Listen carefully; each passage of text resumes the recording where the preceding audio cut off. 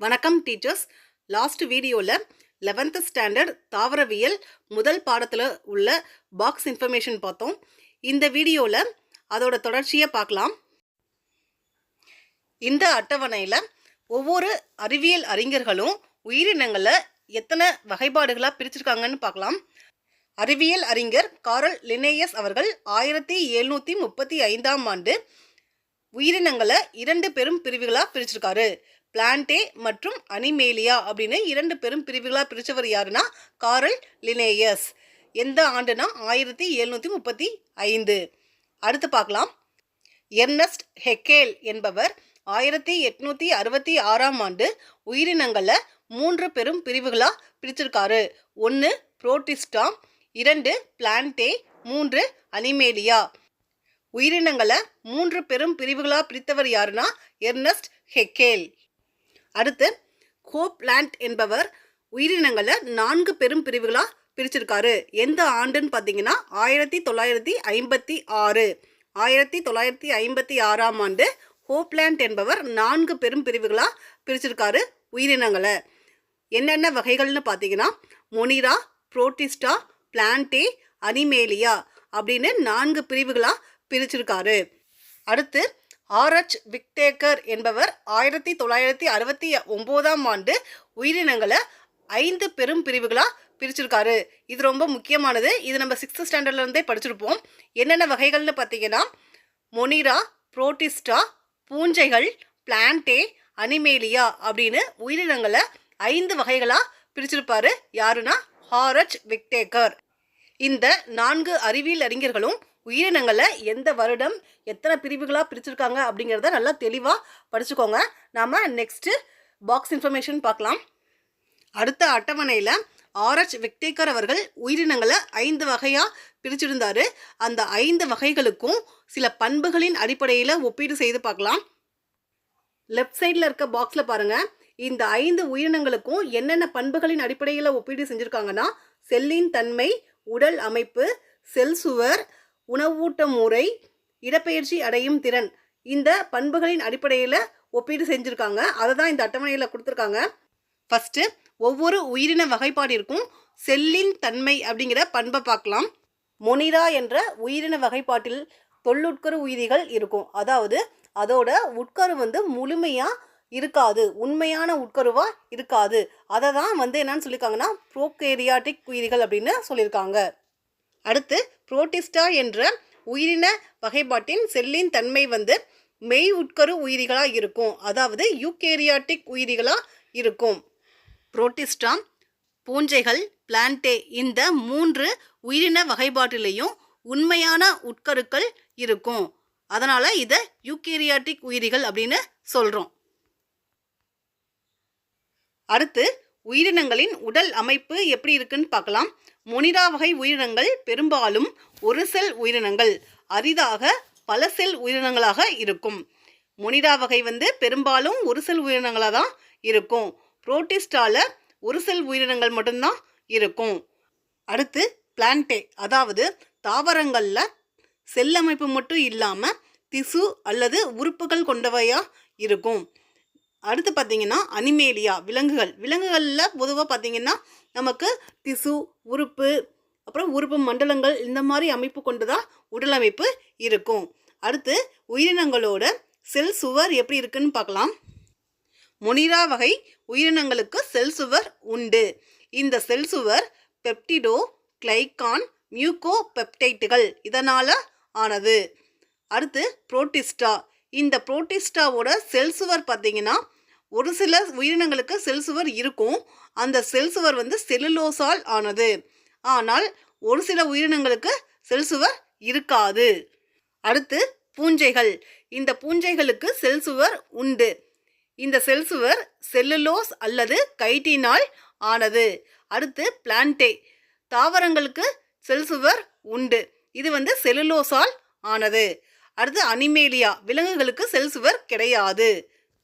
அடுத்து உயிரினங்களின் உணவூட்ட முறை பார்க்கலாம்.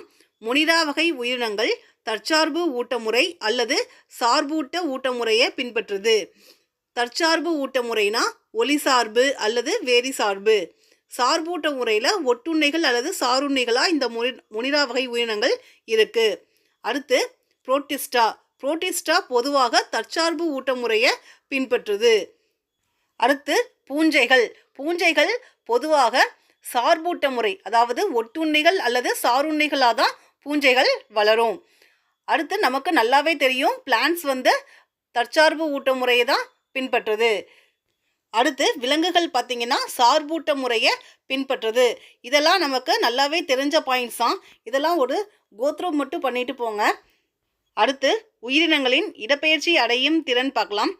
மொனிராவும் புரோட்டிஸ்டாவும் பார்த்தீங்கன்னா இடப்பெயர்ச்சி திறன் உடையவை அல்லது இடப்பெயர்ச்சி திறன் அற்றவையாக இருக்கும். அடுத்து பூஞ்சைகள் மற்றும் தாவரங்கள் இவை இரண்டுமே இடப்பெயர்ச்சி திறன் அற்றவை. விலங்குகள் பார்த்தீங்கன்னா இடப்பெயர்ச்சி திறன் உடையவை. அடுத்து இந்த 5 வகை உயிரினங்களுக்கும் எடுத்துக்காட்டுகள் கொடுத்துருக்காங்க, அதை பார்க்கலாம். மொனிரா வகை உயிரினங்களுக்கு என்னென்ன எடுத்துக்காட்டுகள் கொடுத்துருக்காங்கன்னா archaebacteria, eubacteria, cyanobacteria, ஆக்டினோமைசீட்கள், மைக்கோபிளாஸ்மா.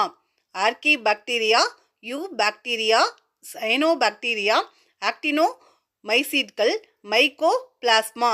இதெல்லாம் எனது மொனிரா வகை உயிரினங்களுக்கு எடுத்துக்காட்டுகள். அடுத்து புரோட்டிஸ்டா வகைக்கு எடுத்துக்காட்டுகள் கிரைசோபைட்டுகள், டைனோப்ளா, ஜெலைட்டுகள் சளி, பூஞ்சைகள் அமீபா, பிளாஸ்மோடியம், ட்ரைபனோசோமா, பாரமிசியம். என்னென்ன எடுத்துக்காட்டுகள் கொடுத்துருக்காங்க?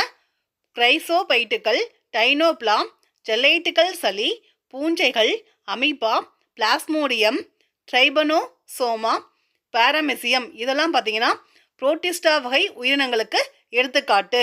அடுத்து பூஞ்சை வகைகளுக்கு ஈஸ்டுகள், காளான்கள் மற்றும் வேற வகை பூஞ்சைகள். இதெல்லாம் பூஞ்சை வகைகளுக்கு எடுத்துக்காட்டு.